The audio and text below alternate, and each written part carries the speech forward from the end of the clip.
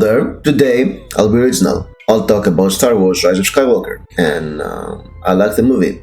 I know, here come the downvotes, but in a second, believe me, this is the review you want to see. I'm not a big Star Wars fan, really. I'm a casual Star Wars viewer, I'm a fake geek guy. I have watched the movies, of course, I've seen the original trilogy, the prequels, unfortunately, most of the Disney movies. I haven't watched Solo yet. I've even watched the Ewoks, but I've missed the Christmas special because of the global advancement. And I've played the first two Quantum games, and I was never a big Star Wars fan. I was hip about it. I've seen it, I've liked some of the movies. I really liked The Empire Strikes Back and Rogue One and the rest of the original trilogy, but I thought the prequels were awful in an interesting way, and the Disney movies, apart from Rogue One, have missed the mark. Yeah, I know. And I think that was a movie that I had to see because I wasn't hyped about it, but there were so many reviews and so many slam dunks I wanted to see and experience and have fun with. So I said, what the hell? I paid the geek tax, I wanted the movies, and I saw it. This happens, This is how Disney has trapped us. We have to pay them to dunk on them. That's really bad. This movie felt like every other Star Wars movie, ever. It was going in a frantic pace, and this was one of the best parts for me.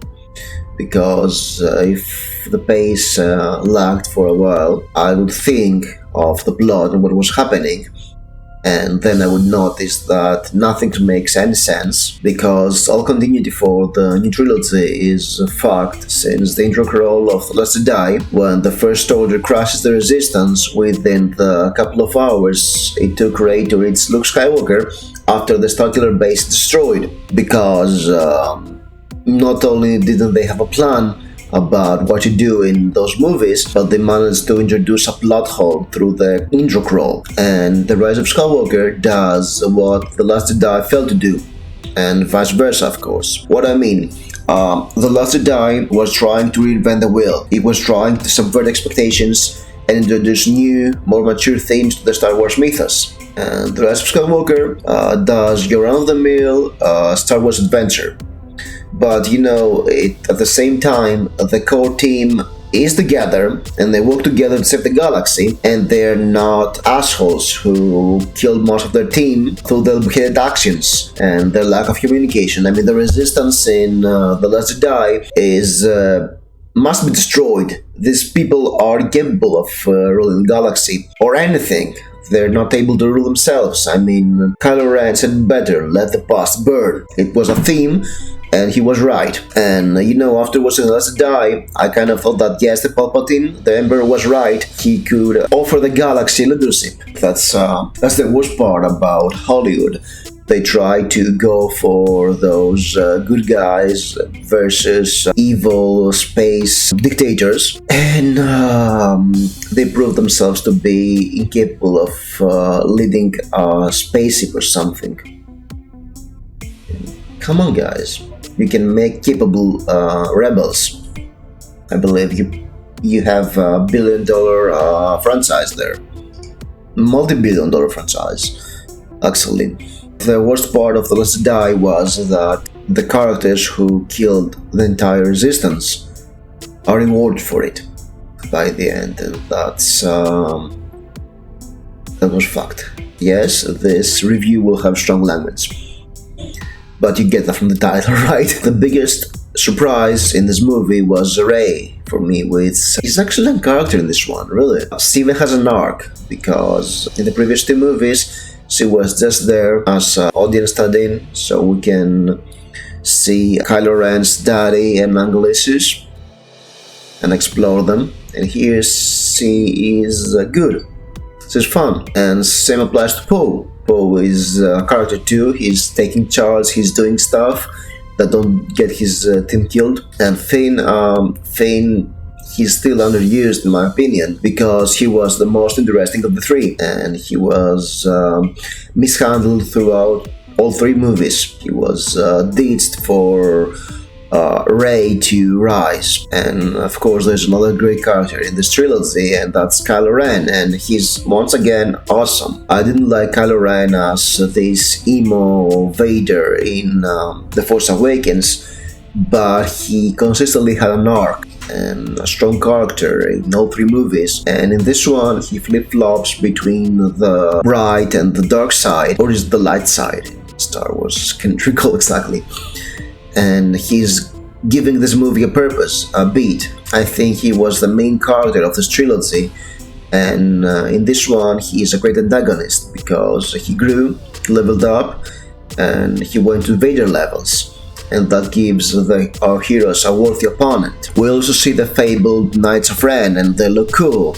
They will make amazing action figures, but all they do in this movie is they follow Rey and her crew like a bunch of peeping toms, and then they do nothing of importance. And we also have the return of Palpatine, and it feels like a last-minute Hail Mary, and does not land because I'm not sure what he was planning and how he is back to life, and did he even have a plan, or he was just going along and trying to manipulate Kylo Ren, who was not manipulated, and he was trying to free himself. Yes, Kylo Ren is the protagonist. He's a young man trying to fight against older men controlling his life. His father, his uncle, and the Emperor. And because J.J. Abrams is back and directing, there's going to be too much family drama for my taste, because that's what he does. He adds family drama to everything. What I found ridiculous in this movie, and that's a minor spoiler,